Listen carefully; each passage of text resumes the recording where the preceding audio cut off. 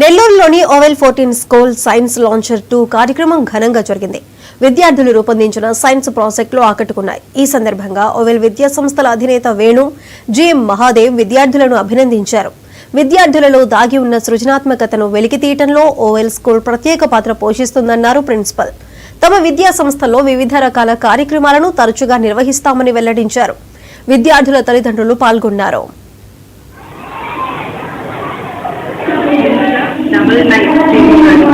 ప్రత్యేక కృతజ్ఞతలు.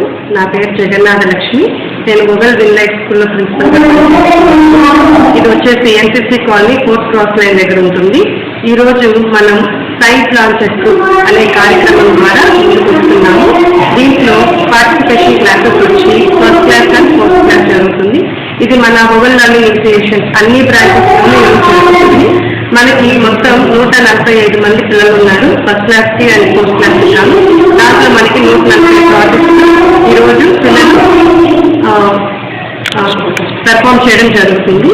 కాబట్టి దీని యొక్క ముఖ్య ఉద్దేశం ఏంటి అని అంటే పిల్లల్లో ఉండే సైంటిఫిక్ ప్రతిభని ఆచరణలో పెట్టడం, దానికి తగ్గ ఎక్విప్మెంట్ని ప్రోత్సాహాన్ని మన టీచర్స్ ద్వారా మనకు కలిగించడం, ఆ విధంగా సొసైటీకి ఉపయోగపడే విధంగా మన పిల్లల్ని తయారు చేయడం జరుగుతుంది.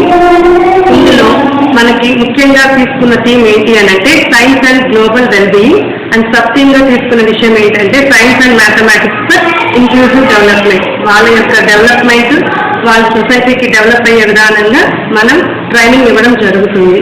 ఇంత మంచి ప్లాట్ఫామ్ ని మాకు అందించిన మేనేజ్మెంట్ కి మా ప్రత్యేక ధన్యవాదములు.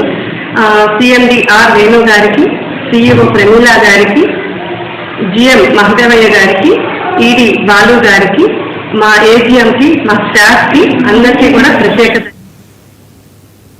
మతాలు వేరైనా మనుషులంతా ఒక్కటే